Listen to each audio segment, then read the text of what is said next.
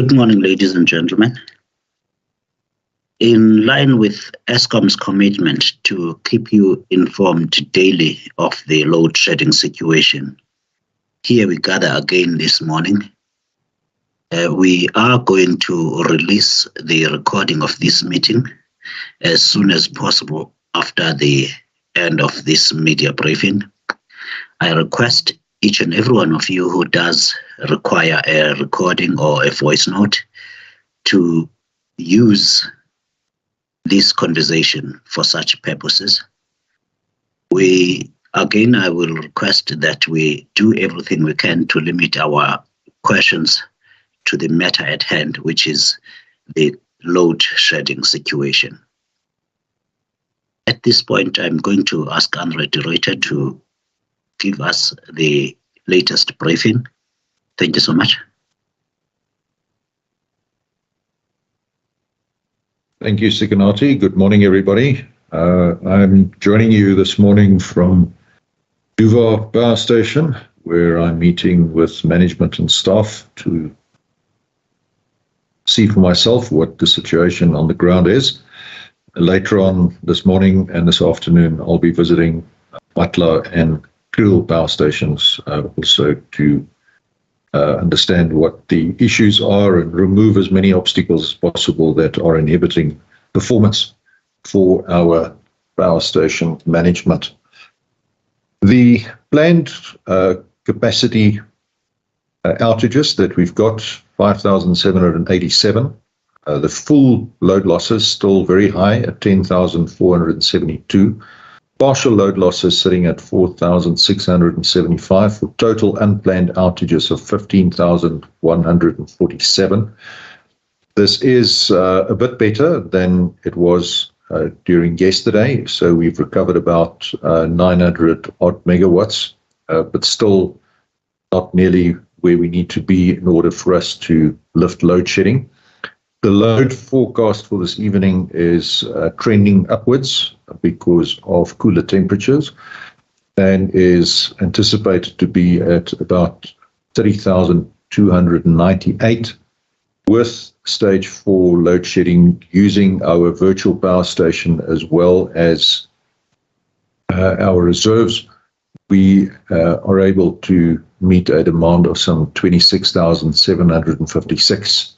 So if you work on the assumption that there is about 1,000 megawatts per stage of load shedding, you can see that the requirement for stage 4 load shedding, unfortunately, has not yet disappeared. Looking at the prognosis for units coming back during the course of today and also during tonight, we have a chance of reducing load shedding tomorrow to stage 3. We will be communicating with you depending on the performance of the system and how that improves during the night. And we are expecting a number of large units to return during the course of tomorrow. And if those units stay online and if they perform as expected, then we should be able to consider lifting load shedding entirely by the start of the weekend. At this stage, I'm reluctant to give you an exact time, whether it's Friday afternoon or Friday evening after peak, because of the fact that we have this unreliable and unpredictable generation system. So that is why we have to as always, inject a note of caution in our forecasts. Our reserves are not doing too badly. We've been able to recover our diesel levels at Onkelug. We're now sitting at 76.7%. Gerikwa, a bit on the low side, but we don't have a logistics constraint there, sitting at 61%. Drakensberg pump storage scheme, we need 38 hours of pumping to replenish the upper dam to full capacity. Ingula are looking much better at only 15 hours required to replenish the upper dam, and Palmit 21 hours. So during the night time when the demand is much lower, we intend to use whatever capacity we've got available to replenish those dams and make sure that we also fill our diesel tanks to the maximum capacity. We have lost this morning Majuba 2. We had a boiler tube leak which forced that unit down. We also had Arnott 2 trip. Those are particularly Majuba 2 that's a big unit. But during the course of the early hours of this morning, we were able to return Letabo 3 and 4 to service. Again, those are big, reliable units, so we look forward to a sustained performance from those. A small unit coming back, Camden 4, and then also Matla 5 was returned to service. So the units are coming back. We are, again, putting in every effort that we can to reduce load shedding as soon as we can. Again, we wish to issue an apology to the country for the load shedding that we unavoidably have to impose in order to prevent a much greater inconvenience and risk of a total system blackout. And I can again give you the commitment just based on my discussions this morning with the management team here at Duva. Our teams are really engaged and motivated. They understand what the implications are for the country, for the economy, and they are working hard to bring those units back. I would now like to hand over to generation. I'm not sure if Philip is at Medupi today, if he's able to join us, or if Rulani is on the call.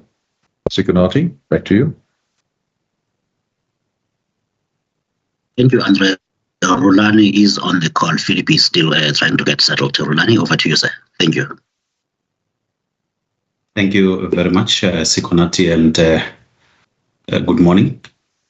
I think over and above what André have just shared with yourselves, I'm glad to announce that in terms of our units that are also at risk or running with a huge defect, yesterday we were sitting at above 8,000 megawatts at risk, and that has since reduced to around 6.8 this morning. So we are constantly working on ensuring that we reduce these risky units. And as André indicated, yesterday we had expected 3 units to return, and those have since returned. And today we expected 6 units to return. 3 of those are already on the grid, and we still have got 3 that are coming, with more planned for tomorrow and the next day. So indeed, the team is working around the clock to ensure that we can get the country out of this situation ASAP. And as André has committed and indicated, we intend to review the load shedding stage by end of tomorrow and Friday as well. So maybe for now, Sikonati, I can leave it here. But there is progress. There is machines that are returning. And unfortunately, as André indicated, we had a Majuba unit that we lost this morning, but we intend to make sure that it is returned by the end of the week, so that when we start the new week next week, we have that machine back on load. Thank you. That is Rulani Matebula. He is a general manager in generation, ladies and gentlemen. At this point, I would like to give you the opportunity to ask the questions, ladies and gentlemen. And I do repeat again, I would like everybody to pose their questions. We hold this media briefing precisely because there is not time to meet everybody's request. Yes, indeed, you work on different slots and different formats of your shows, and indeed you have different requirements. Unfortunately, the team has to attend to the problem, and we do this to give everyone an opportunity to pose their inquiries and indeed get the response. So I have one question so far from Mariam Issa of EE Business Intelligence. The latest weekly Eskom Generation System Status Report shows a likely risk scenario of daily outages of more than 16,200 megawatt, which is illustrated in red, over most of the coming year. Can you be absolutely certain under the circumstances that there is no risk of a national blackout?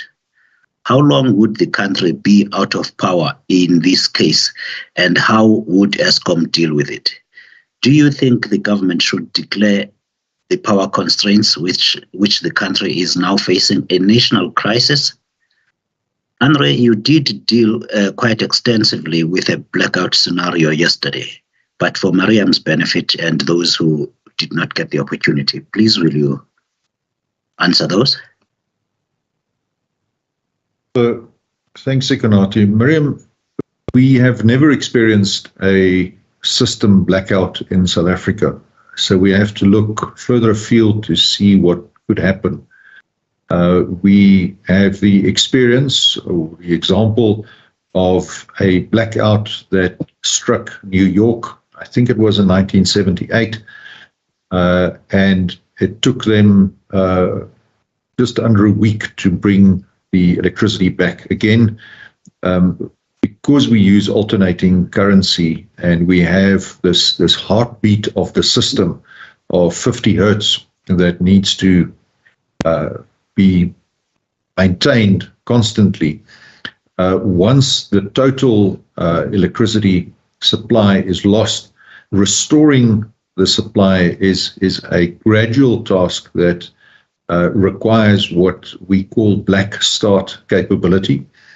Our pumped storage facility plays a very important role in that, particularly at Drakensberg. We also have black start capabilities at our Kendal power station as well as at Tutuka power station. These facilities are regularly inspected and maintained as part of our compliance to the National Grid Code. So we do have the capability to restart the grid in the highly unlikely event, and I must stress this highly unlikely event, that a total blackout were to occur. We also rely on our major industrial customers to support us during that time, and those customers are very much involved in the planning process. But we are quite a long way away from a total system blackout or a collapse. And that is why, and I've had this discussion before, the terminology is quite important when we talk about a blackout versus load shedding. It may sound like semantics, but it does actually matter to be precise in the terminology that we use when we discuss these things. We therefore have this tool at our disposal of load shedding. We have significant buffer capacity still in the load shedding system before we approximate even close to a total system blackout. We are currently sitting at stage 4.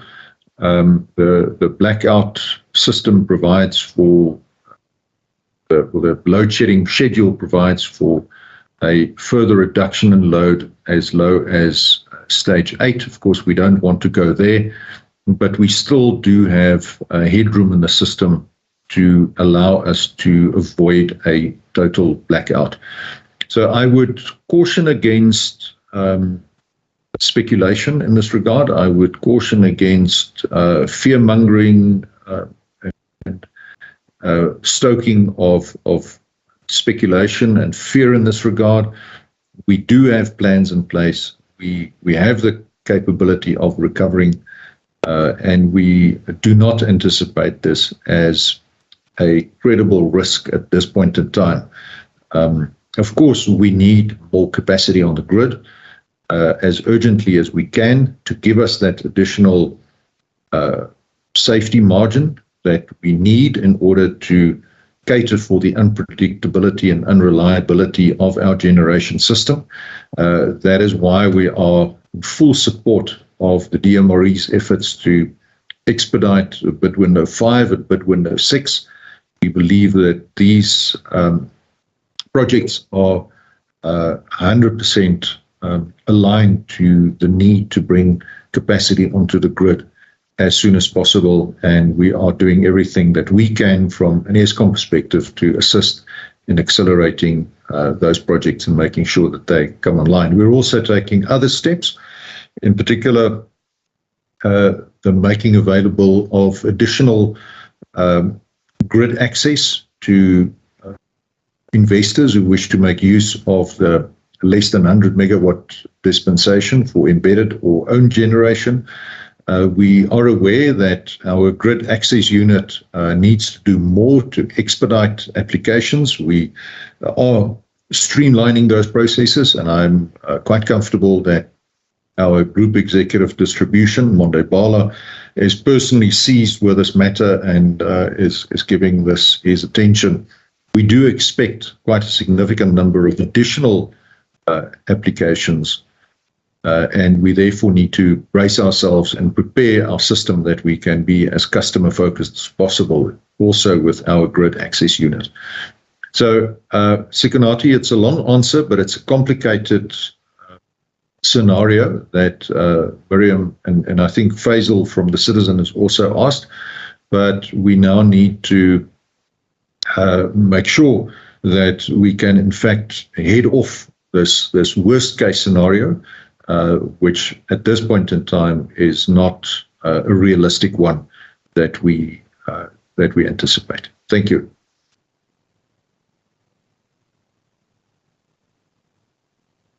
Thank you, André. The next question comes from Terence Creamer of Engineering News. The DMRE says it is unaware of Eskom's standard offer to buy electricity from private generators and is also unaware of a request for a Section 34 determination related to the standard offer. When was this communicated with the government? André? Sikonati, if I recall, this was communicated to the government. The board decision was taken in August of last year. I don't have the exact date to hand. I'm not in my office at this point in time, but we can certainly get back to Terence on that date and exactly on what was communicated when, so that we can make the necessary information available. But I don't have the exact date to hand right now. Thank you. My colleagues at Media Desk will certainly send the question and get a response for you, Terence, on that. The second question from Terence: what, in Eskom's view, is standing in the way of unlocking the 100 megawatt reform, and how much relates to Eskom not being able to supply budget codes and the fact that many projects are not yet shovel ready? You did allude to this earlier. Anything else to add, André? Sikonati, the biggest issue at this point in time appears to be the registration process that has been developed by NERSA.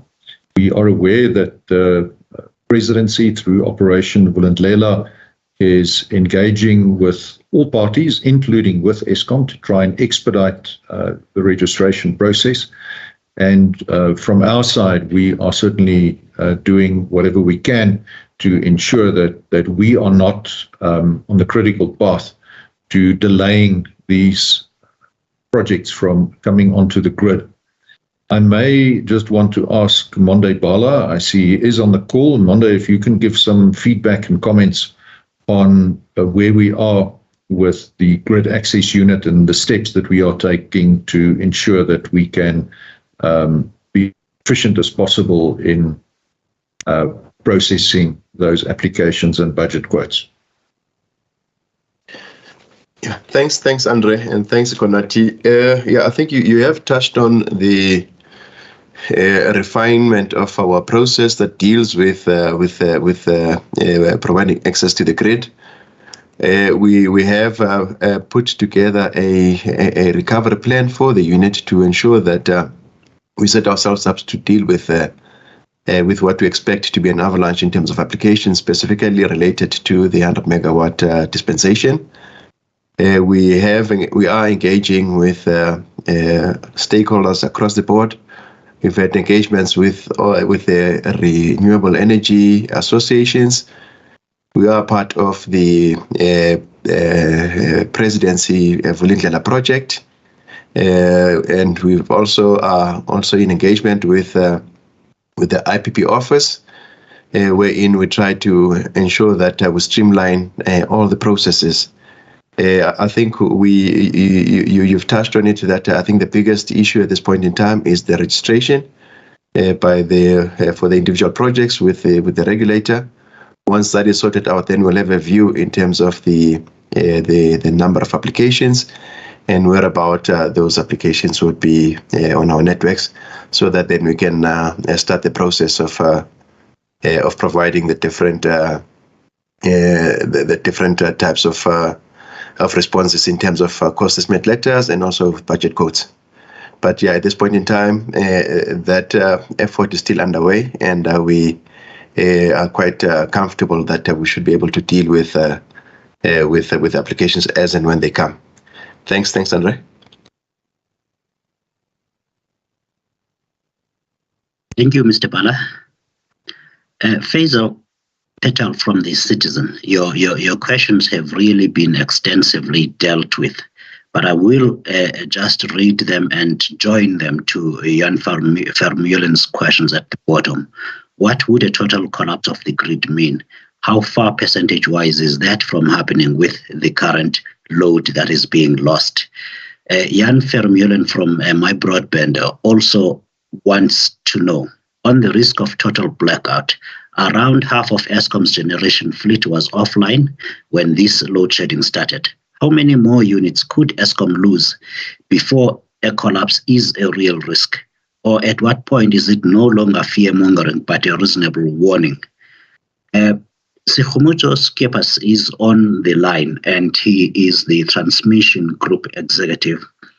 Sekgomotso, please can you address the meeting about what the system operator does and what steps would need, or what hurdles we would need to go through before we eventually get to a blackout situation? Thank you. Sikonati, thank you very much, and good morning. I trust you can hear me, Sikonati? That's correct, yes. All right. No, thank you very much. Just to indicate, as we've said, the likelihood of a blackout in terms of a total system going dark is very low.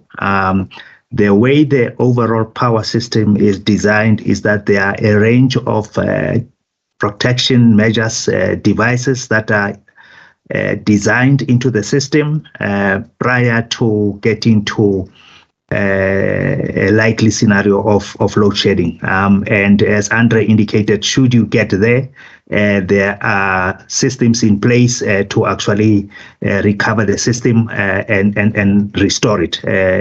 Obviously, as colleagues may be aware, the main indicator from the system operator's perspective is to monitor the frequency, which must be as close to 50 hertz as possible. And in the event you have a shortage of generation, you have concomitantly then need to take measures to reduce the demand side, which is where we are finding ourselves today, which is very unfortunate. Total blackout means that essentially there is no electricity in the country. And it's clearly a nightmare scenario that we really have to do everything possible to avoid that possibility of that realizing. As we speak with stage 4, we are reasonably comfortable that the system is in balance. The recovery plans have been spoken about in terms of the units that are coming back online.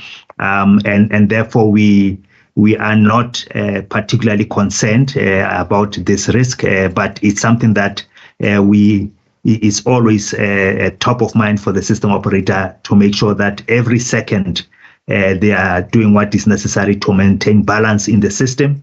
And that work basically occurs 24/7. There is reference to how many more units Eskom could lose.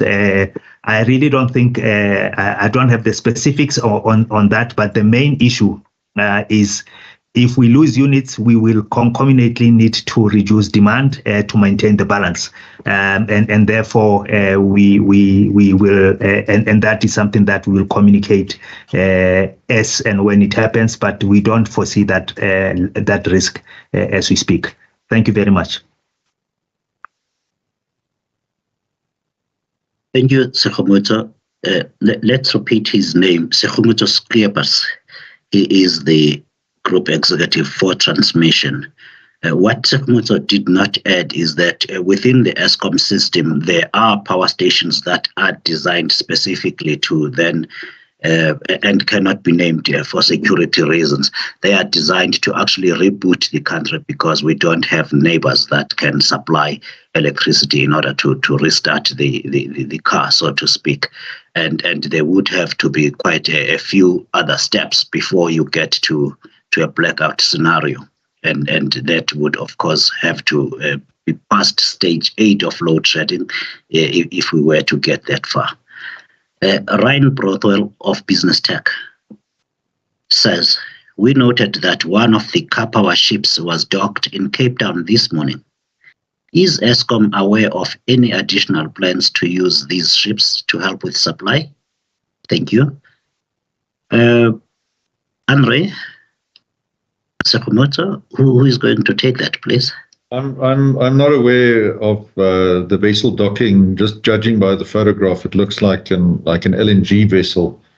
LNG, of course, would be a vessel that transports liquefied natural gas. It does not appear as though it is a power generating vessel.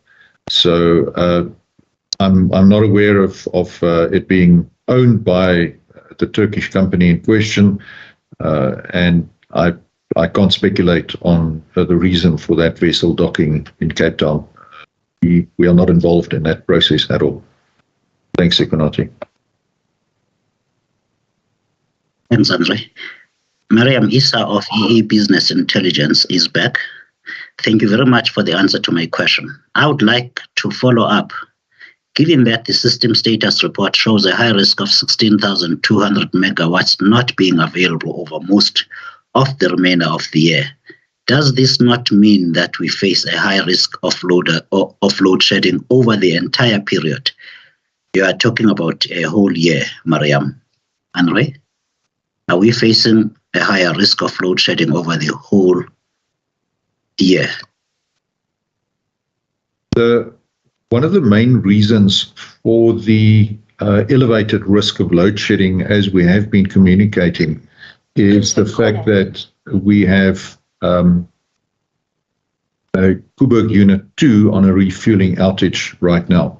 That unit is scheduled to come back by the 26th of June. That will add about 900 megawatts of highly reliable capacity to the grid, and that will significantly relieve pressure on the grid. Furthermore, we will be ramping down our planned maintenance as we enter the higher demand during the winter period. So that will also add more capacity to the grid.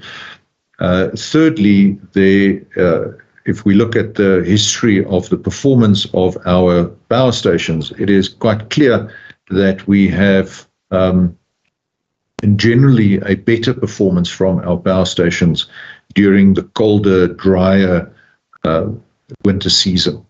So those three factors militate against an elevated risk of load shedding. However, having regard to what we've said, there is still a residual risk, which we are trying our best to eliminate by improving our maintenance. But as I've been saying for the past 2 years, more than 2 years now, is we need between 4,000 and 6,000 megawatts of new capacity on the grid to comprehensively address the risk of load shedding, given the state of our generation fleet. We communicate what the probabilities are for various scenarios of load shedding. Again, we need to stress that these are scenarios. The very fact that we talk about unplanned outages means that we do not anticipate them, we do not plan for them. They occur when there are unplanned plant trips or failures, and these then result in the loss of generation capacity, which, as is the case at the moment, will necessitate the implementation of load shedding. The various scenarios are quite comprehensively analyzed and presented, and it's a bit like, as I've said before, the weather forecast where you talk about a 60% chance of rain. If there's a 60% chance of rain, you can't say with certainty that it will rain, but neither can you say with absolute certainty that it will remain dry. So this is unfortunately the consequence of dealing with uncertainty and unpredictability. And we will communicate this in greater detail when we have our quarterly system update. Sikonati, if you can just remind everybody on the call when that briefing will take place. We are preparing the presentations for that, and we will then also be in a position to have all of the relevant executives in the room to answer your questions in this regard at length. Sikonati, when is that date, please? The date, André, is the 11th of May 2022. The media will receive their invitations to the event at least 2 days before the event, and it will be held like we do at this very point and live here from the Franklin Auditorium. That's the 11th of May 2022. William Horn of Network 24 wants to know, is the system operator a single person or a team? William, Sekumuzo Skepas leads the transmission company, which is the system operator. It's one of the companies that will be unbundled off or split off Eskom, and it's definitely not just a single person. There are hundreds, if not 1,000 people that are the system operator. Sekumuzo is the head of that division. I'm going back to Mariam Issa, taking into account of the fact that a national blackout is an extremely unlikely scenario. Can you nonetheless let us know whether other countries using Eskom's electricity would face a similar blackout in that situation? Sekumuzo, please tell Mariam Issa that the countries that buy electricity from Eskom also have their own electricity companies. Thank you.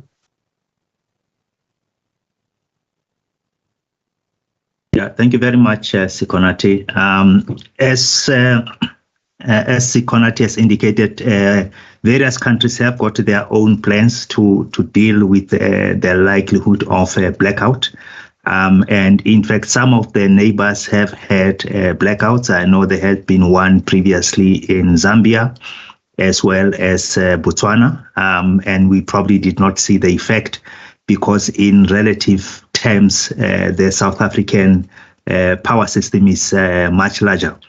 But if we were to lose electricity supply in South Africa, given that we are interconnected and all the 50 hertz, so if we were to lose capacity in the country, there's a high likelihood that we would drag those countries with us, depending on how the protection devices are set up and our relative contribution of supply to those countries. By way of example, Eskom in South Africa supplies most of the power to, say, Lesotho. And so if we were to lose supply in South Africa, we would take Lesotho with us. It doesn't necessarily follow for all the countries, but it would pose a very high risk for those countries as well. Thanks, Sikorati.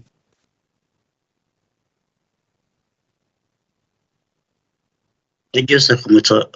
The last question for the day comes from Terence Creamer again. Colleagues, I hope everybody can see that every question that has been posed has been read, but there's only been 3 or 4 journalists asking questions. That's Terence Creamer. What is a realistic steady state energy availability factor from the coal fleet to 2030? And what does that imply for Eskom maintenance strategy and for the IRP, that's the Integrated Resource Plan, which is the government's policy? Mr. de Ruyter, are you able to take that, please? Yes, thanks, Terence. I think the target that we are aiming for is 70%. The assumption contained in the IRP is sitting at about 75%, so there is a gap. We are of the view that we really struggle to get back to 75% on a sustained basis. And this is not because we don't want to, it is because we have an aging fleet that has had a very hard life and that requires a very extensive and expensive maintenance programs to keep them operating. And we are therefore of the view that rapidly transitioning to a cleaner and greener generation footprint by allowing substantial new investment to take place in new wind, solar, as well as some natural gas, that will play a meaningful role in reducing the risk to the electricity supply system in South Africa going forward. Of course, as I've said before, Eskom does not make policy, Eskom implements policy, so we are not in a position to direct this policy.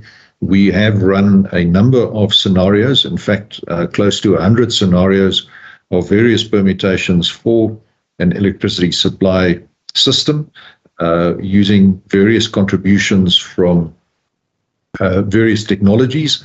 And we are quite comfortable that there are a number of options available. We have communicated these to the policy department as well as to other stakeholders in order to assist in the discussion and the debate to shape decision making at an appropriate level.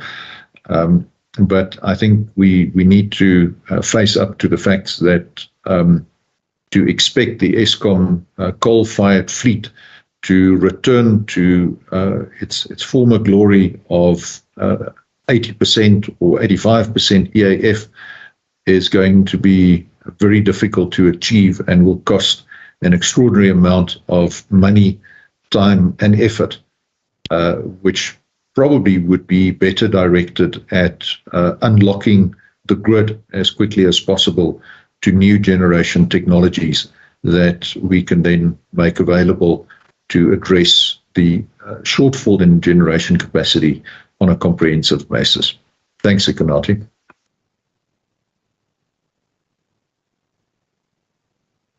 Thank you, André. Ladies and gentlemen, that is the end of the briefing today. We will share the recording as soon as we are able to, and we will again meet tomorrow around 10 to give a further update on the system as we have committed. Thank you very much. If need be, before that, if there is any need to communicate, we will promptly do so. Thank you so much, and thank you for attending.